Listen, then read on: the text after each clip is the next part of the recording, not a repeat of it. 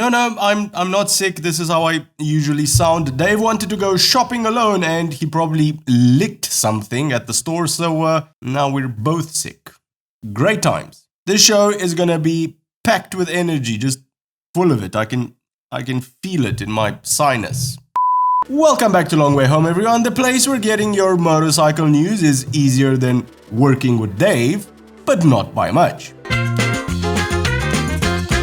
Imagine spending a whole bunch of money and years in marketing trying to build up the HP brand to be recognized internationally as the performance branch for BMW motorcycles, and then to just, remember that you actually already have a brand that is recognized worldwide for being a performance leader. The BMW M letter is synonymous to anyone as being BMW's performance branch. M stands for Motorsport and was established in 1972 with only a handful of employees working on competition performance models. The first thing to come out of their skunk works was the BMW M1, the first mid-engine BMW. This was supposed to be done in collaboration with Lamborghini, but a hissy fit was had between the two companies and BMW ended up making it themselves. Throughout the years, the M brand really has become synonymous with performance and is a major part of their marketing presence, with BMW even going as far as calling it the strongest letter in the world. Yeah, not gonna agree with you on that one, BMW.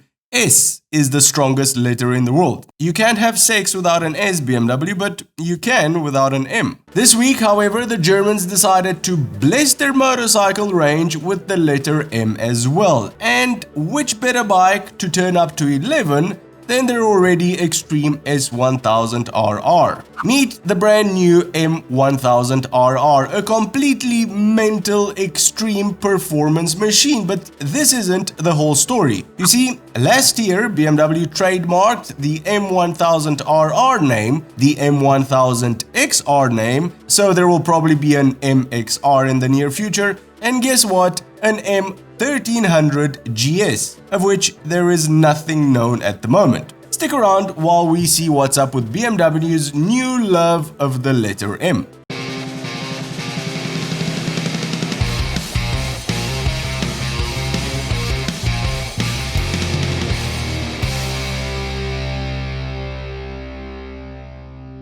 BMW has been selling M accessories for its S1000RR for a while now, and while those were accessories, this is the first M-branded bike from the Germans. The M1000RR is the most powerful street-legal production bike BMW has ever made. And the only reason they made it is because they want a much stronger presence in the World Superbike Championships, and they also want to bring the M moniker to their motorcycle range as well. And the only reason you're watching this video is because according to championship rules, the motorcycle they race also has to be sold to the public. But at its core, the M1000RR is a track-only bike. Now, the law of diminishing returns definitely applies to us mortals, but on the track where shaving off milliseconds can mean the difference between a win and a loss, everything is fair game. The M1000RR uses the same engine as the standard RR, but BMW has found ways to improve it.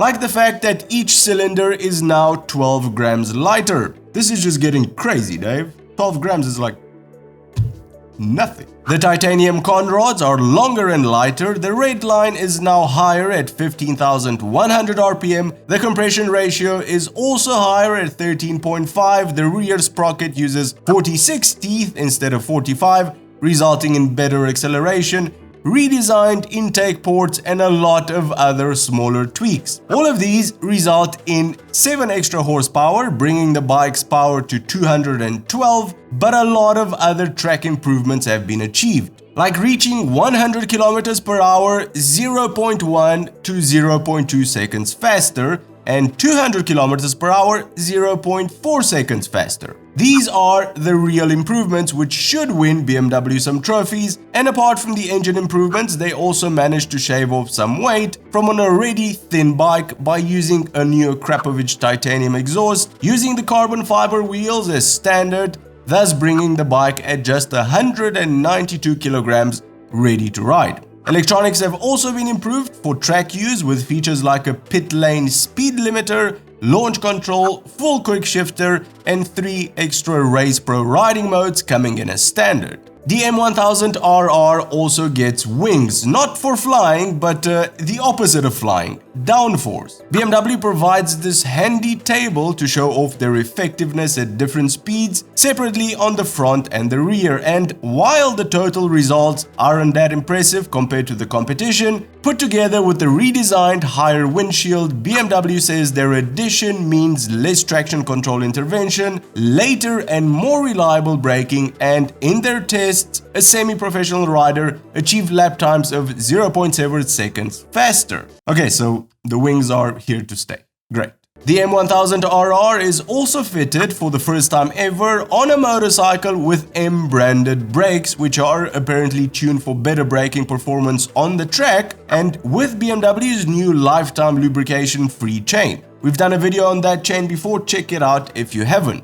As far as pricing is concerned, nothing yet for the US, but it's around 30,000 British pounds in England, and the World Superbike Championship has a hard limit of 40,000 euros for the street-going bike, so expect it to come anywhere in between 30 and 40,000. A major difference from the HP4's almost 100,000 US dollars price tag. As far as the M1300GS is concerned, apart from the trademark name, there is no ounce of information out there. BMW has been increasing engine sizes on the larger GS for decades now. I was hoping this would come to an end, but it doesn't seem to be the case here. I also highly doubt they will maintain a 1250 non-M version and a separate 1300M version. They will most probably be at the same capacity, with the M version GS being tuned to be a much sportier boxer, just like the differences between the BMW 3 Series and the M3. One thing we know 100% is that it will not be coming this year. We'll keep you updated once we hear anything about it, so make sure you're subscribed to catch that. Alright, comments time. What do you hope to see on the 1300GS? It's bigger, so it'll obviously weigh less. Let us know in the comments below. And also, are you into the new M naming scheme on BMW motorcycles? Have a normal non-M model and a more performance spec'd up but most probably less comfortable M version? Let us know. Well, that's the show for today, everyone. If you've enjoyed it, give it a big thumbs up, and if you think you've learned something new, consider subscribing or becoming one of our patrons to help us make more of these shows. Cheers, and I'll see you on the next one.